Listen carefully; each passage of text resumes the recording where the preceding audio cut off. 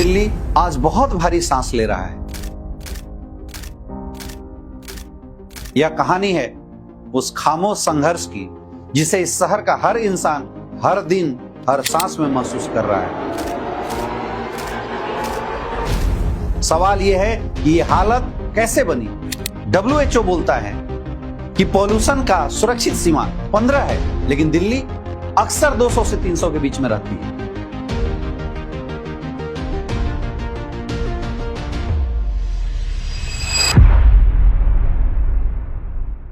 कभी कभी शहर बोलते नहीं, सिर्फ सांस लेते हैं, और दिल्ली आज बहुत भारी सांस ले रहा है। यह कहानी सिर्फ हवा की नहीं, यह कहानी है उस खामोश संघर्ष की जिसे इस शहर का हर इंसान हर दिन हर सांस में महसूस कर रहा है। लेकिन सवाल यह नहीं कि हवा कितनी खराब है, सवाल यह है कि यह हालत कैसे बनी, और इससे भी बड़ा सवाल कि हम इसे कैसे बदल सकते हैं। आखिर क्या है दिल्ली का सच? यह दिल्ली का सच किसी एक दिन की बात नहीं है, ये एक पैटर्न है, एक ऐसा पैटर्न जो हर साल हर सदी और भी खतरनाक होता चला जा रहा है। WHO बोलता है कि पॉल्यूशन का सुरक्षित सीमा 15 है, लेकिन दिल्ली अक्सर 200 से 300 के बीच में रहती है, और कई बार खास करके सर्दी के मौसम में 400-500 तक पहुंच जाती है। यानी हजारस सिचुएशन, खतरनाक सिचुएशन, यानी हवा अब हवा नहीं, एक सीमा जहर बन चुकी है।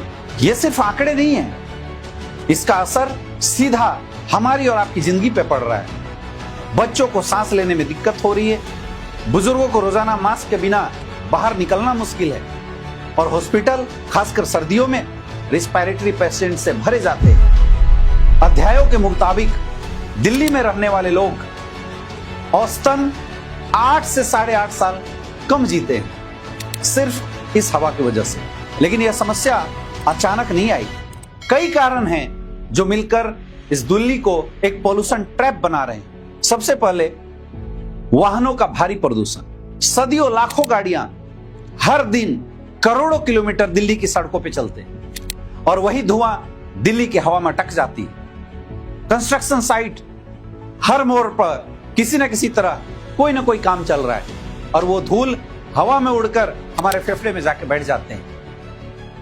इंडस्ट्रियल इमिशन, कई फैक्ट्रियां आज भी इमिशन नॉर्म को पूरा नहीं कर पाती, और सरकार चुप्पी साध के बैठी हुई है। और सबसे चौथी, जो खास करके सर्दियों के मौसम में होता है, हरियाणा और पंजाब जैसे जगहों पे पराली का जन्म। हरियाणा और पंजाब में पराली की आग जलती है और धीरे धीरे हवा के साथ दिल्ली के शहर में आके जम जाती है, और पांचवा सर्दियों का मौसम, ठंडी हवा जमीन के साथ फंस जाती है, उठती नहीं, और दिल्ली एक गैस चैम्बर जैसा बन जाता है, घुटन महसूस होने लग जाती है। लेकिन दोस्तों, क्या लगता है ये समस्या सिर्फ दिल्ली की है? क्या ऐसा बाहर नहीं हुआ? बहुत जगहों पे हुआ।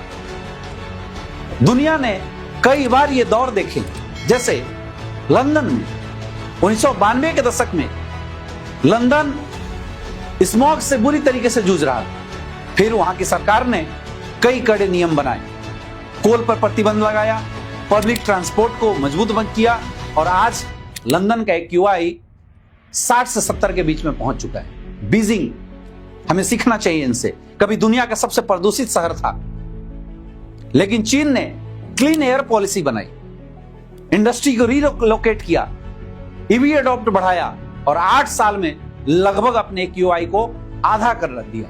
लॉस एंजलस, 1970 में लॉस एंजलस को स्मोक कैपिटल बोला जाता था। आज साफ हवा, EV कल्चर और कड़े इमिशन लॉ की वजह से लॉस एंजलस की हवा हमसे कई गुना बेहतर है। मतलब साफ है कि दुनिया बदलती है और दिल्ली भी बदल सकता है। समस्या जितनी लेयर है, समाधान भी उतने ही लेयर बाई लेयर होने चाहिए। सबसे पहला, नीति स्तर पे लो इमिशन जोन बनाया जाए, स्ट्रिक्ट डस्ट कंट्रोल पॉलिसी बनाया जाए, इंडस्ट्रियल मॉनिटरिंग करे गवर्नमेंट, और स्टेबल बर्निंग के लिए टेक्नोलॉजी और सपोर्ट की जरूरत है। फिर शहर स्तर पर ग्रीन बेल्ट की घोषणा हो, एयर क्वालिटी टावर डेवलप किए जाए, कंस्ट्रक्शन गाइडलाइन बनाया जाए, और EV इंफ्रास्ट्रक्चर को तेजी से बढ़ाना होगा। और हाँ, जिम्मेदारी सिर्फ सरकार की नहीं, हम सबकी। हम सबको जरूरत है कि हम कुछ नियम का पालन करें, जैसे कारपूल, नियम का पालन कर सकते हैं, जिससे कम से कम गाड़ियां चलेंगी और पोल्यूशन कम होगा। हम ज्यादा से ज्यादा खास करके छोटे मोटे डिस्टेंस को ट्रेवल करने के लिए मेट्रो का इस्तेमाल कर सकते हैं। इस पोल्यूशन के इंपैक्ट को रोकने के लिए N95 मास्क का इस्तेमाल करें और घर में एयर प्यूरिफायर का इस्तेमाल कर सकते हैं, खास करके बच्चों और बुजुर्गों के लिए।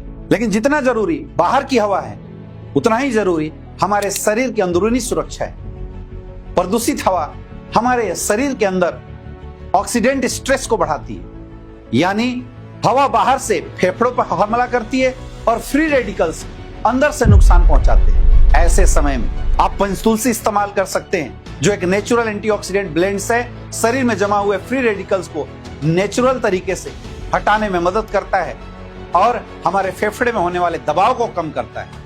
इम्यूनोडॉग एक बहुत अच्छा रेस्पिरेटरी इम्यूनिटी को डेवलप करता है, आपकी इम्यून सिस्टम को डेवलप करेगा, आपके रेस्पिरेटरी सिस्टम की सर्विसिंग करता है, जिसके अंदर अश्वगंधा जैसे, सफेद मूसली जैसे तमाम आयुर्वेदिक कंपोनेंट डाले हुए हैं, जो आपको अंदर से मजबूत करेगा, जो सांस से संबंधित बीमारियों को, शरीर की नेचुरल डिफेंस सिस्टम को मजबूत बनाकर सही कर सकता है। ये इलाज नहीं है, लेकिन एक मजबूत ढाल जरूर बन सकता है, जो आज के समय में आपको इस्तेमाल करनी चाहिए। आज दिल्ली की हवा हमसे एक सवाल पूछ रही है, क्या तुम मुझे ऐसे ही छोड़ दोगे? क्या आने वाली पीढ़ियां ये हवा डिजर्व करती हैं?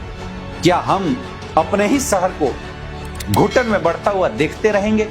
दुनिया ने हवा को बदला है, लंदन बदला, बीजिंग बदला, लॉस एंजल्स बदला, तो दिल्ली क्यों नहीं?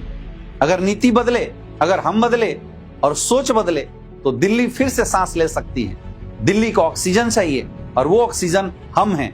दोस्तों, अगर ये वीडियो आपको जागरूक लगा हो और इस वीडियो को देखने के बाद आपको लगता हो कि आपको अपने लेवल का रोल करना चाहिए, हम में से बहुत सारे ऐसे लोग हैं जो ये सोच के बैठे हुए कि सरकार करेगी, दूसरे करेंगे, दूसरे के ऊपर सोच डालने से नहीं होगा, हमें हमारी जिम्मेदारी निभाना पड़ेगा।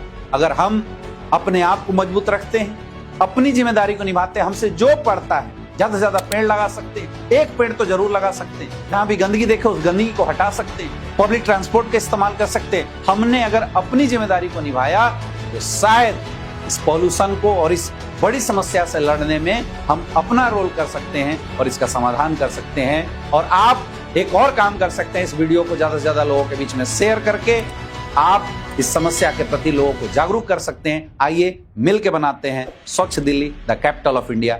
Thank you so much.